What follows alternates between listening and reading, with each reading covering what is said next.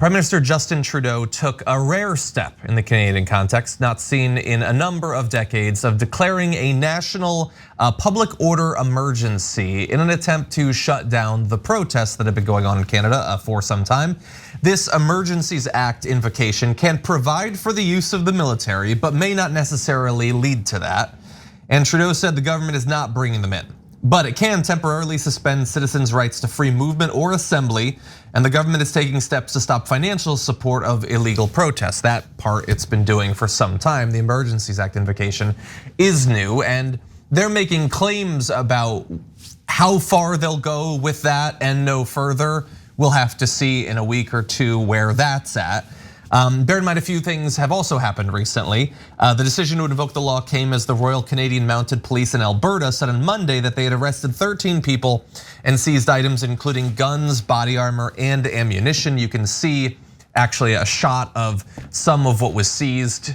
I am assuming that that is in the Canadian context, a large arsenal. It's one family's worth of guns here in the US, but quite a bit over there. And Trudeau is saying that the government is not overriding the Charter of Rights and Freedoms in Canada, nor limiting the right to peaceful assembly, saying we are not preventing people from exercising their right to protest legally. Of course, he's putting a lot of spin on legally there. A lot of the weight of that sentence there is on legally. Also, the chief of police has resigned in Ottawa. That was actually just earlier today. So a lot's been going on there. Yeah, so before we get to the right-wing overreaction to this, I think this is a tough issue, and we've talked about it in this context. So normally this kind of stuff is used against left-wing protesters, and they don't wait a couple of weeks. If it's the left-wing protesters, they're gonna go in first day. And I don't know about calling an emergency, a nationwide emergency, but they usually act without doing that. And I'm being a little unfair to Canada because I don't really know how they deal with it other than a couple of stories I've read about how they've dealt with indigenous tribes, right? But here in America, you're a left-wing protest. They're gonna remove you. They don't need no special act, nothing, okay? And they'll beat you over the head and then put you in prison. I mean, we've covered all these stories. But if you're a right-winger anywhere on the continent, apparently, you get kid gloves, right? Like, oh yeah, you're okay. Okay, let's be really careful. Let's be really careful. They're right-wing, okay? So, but on the other hand, I believe in the right to protest, and I believe sometimes you do have to block a road. So I've said from day one, look, I kind of like what the truckers are doing until they weirdly turn on the local population, right? So I don't like the swastikas and the Confederate flags, but you know what? You can't put that on every one of the truckers there. It's the individuals that have those particular flags. The nonstop honking and the harassing the locals is a weird turn. And so that's gonna be the focus of whether Trudeau's doing the right thing or not. But I would normally exercise a lot of caution, and not just normally, but also in this case, in going after protesters. So now the question is, are they breaking some laws where you would say, okay, enough is enough, right? So they've been there a long time, and apparently they've had a ton of standoffs with the locals. They even negotiated a deal about when to honk their horns because they were keeping everybody up at night, etc. But even inconveniencing people, that is partly the point of a protest, right? Yeah, we're in that weird position where, because we're on the left and the right believes absolutely insane things about the left, we are always told what we're advocating for, even when it's not. We did not ask for the truckers to get cleared out 2 hours into their protest. In the same way that when we were adding context to the Joe Rogan thing, I never called for his show to be canceled. Like, we're always told that the extreme thing we want is unacceptable when we're not actually pushing for it. But I do think that we should have a conversation about it. I agree with Cenk. I think that protests can and often should be inconvenient, but it's a lot like a filibuster. You're doing all of this. It provides an opportunity for you to persuade, but there's also a risk to it. If you are moving in a trucker convoy, that draws attention to the issues that you want to push, and that's the way that potentially you persuade people. Or maybe people don't like your issue and they turn against you. And in this case, look, we know that the vast majority of Canadians and even truckers don't actually agree with them.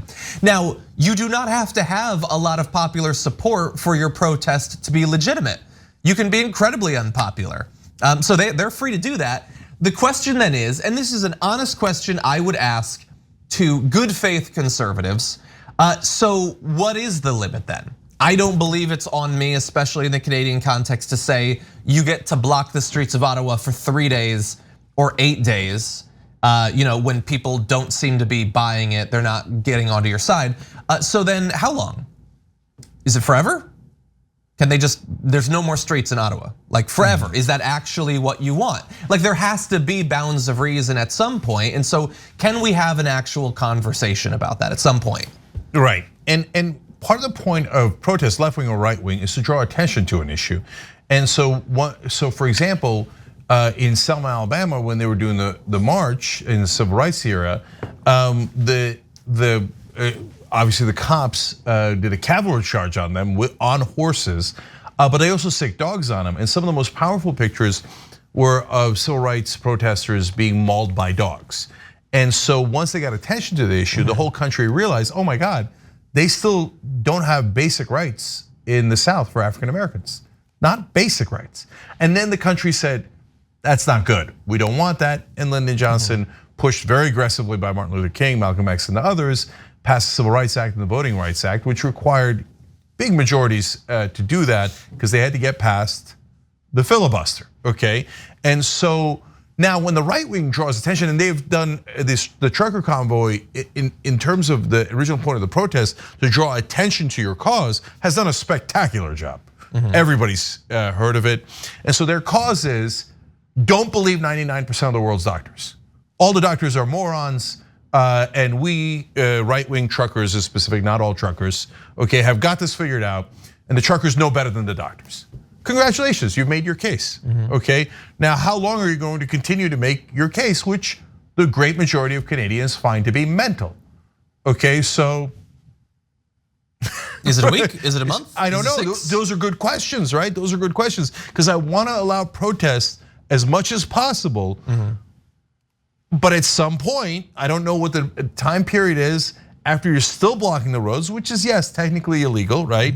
And there's a lot of things that happen that are technically illegal in a protest, right? But I would account for and say it's okay, including right-wing protests, right? Yeah. But there are some things you can't do. So like, for example, when the Bundy guys took over a Federal Reserve, not a Federal Reserve, that would be a different act. And then trust me, that then all of a sudden the government would care, right? That's true. But when they took over that federal land in Oregon, well, that's not a normal you can't come in with guns and take over like land and say it's now mine, right? So there's different levels of criminality, et cetera. So that's an interesting conversation.